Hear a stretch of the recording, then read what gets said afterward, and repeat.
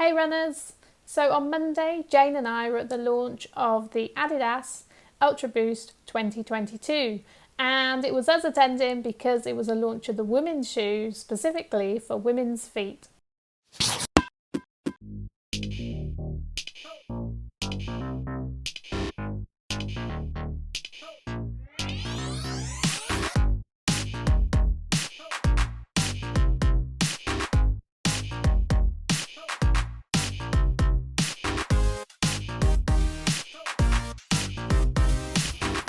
Hey runners, we're at the launch of the Adidas Ultraboost 2022, and the shoe has been specifically designed for women, Adidas tell us this time. They've had an all-female design team and they've put this shoe together specifically for female runners. So instead of like a shrink it and pink it, it's still kind of pink, it's purple, but it's not designed around a man's foot, it's looked at women's foot specifically to design it for female runners.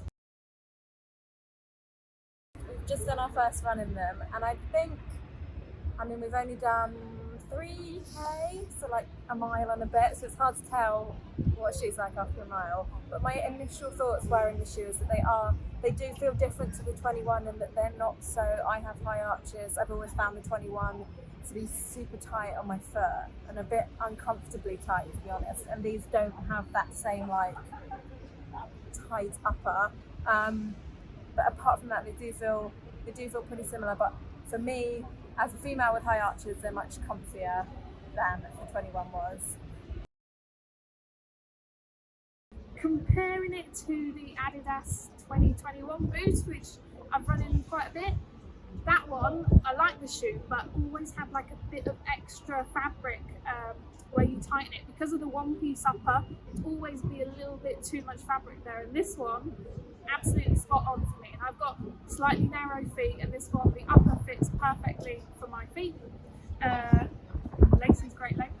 But they talked a lot about the arch support, which as someone that runs in support shoes a lot, love a bit of support around the arch, and cradling the foot, giving it that bit of support when you're running. So that felt really good on the run. They talked about the heel and how women have narrower heels, and they've put a lot more thought into the back there. Didn't really notice any issues there, so I guess that's a good thing. But all in all, it does feel like a comfy shoe. The 2021 Boost always would feel a little bit unsteady when I was going around corners, maybe because the heel was a bit too bulky for me. But this one, we've been dodging the traffic on Oxford Street tonight, and no problems with the manoeuvrability there. So the shoe came out today, which is Monday the 6th of December for Adidas subscribers, and it will come out on Thursday the 9th for the general public. The good news with this shoe is that if you are a fan of the Ultraboost 21 and you're a woman, then you are going to be a fan of this shoe, I think. Definitely is true of me.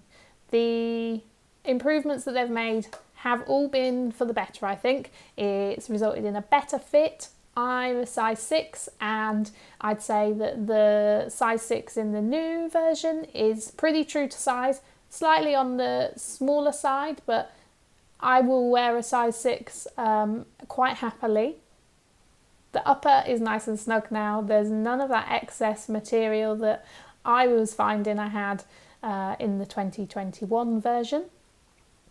They made some changes to the outer sole. Apparently the little pink bit is there to give additional support, and women apparently are more prone to overpronation, and this is there to help reduce that overpronation when you're running. As you may know from previous videos, I am a fan of a support shoe, and I was pretty happy in this. Now, this is not specifically a support shoe, it's more towards neutral, but it is there providing a bit of support when you need it, and I was very happy in that. It's a really comfy shoe. It's nice and bouncy when you're running along, and it feels nice and nimble as opposed to the previous version, which I found a little clunky on corners, but this is nice and smooth, nice and agile. The weight of the Ultraboost 22 is down a bit from the 21 version, so it's now coming in at 289 grams in a size 5.5. You will have 5 colours to choose from. I do expect that as we get a little more into next year, that colour palette will expand a bit, but at the moment there's 5 colours to choose from: a pinky purple, a white, a grey, and then 2 different combinations of black. And the price point now is £165.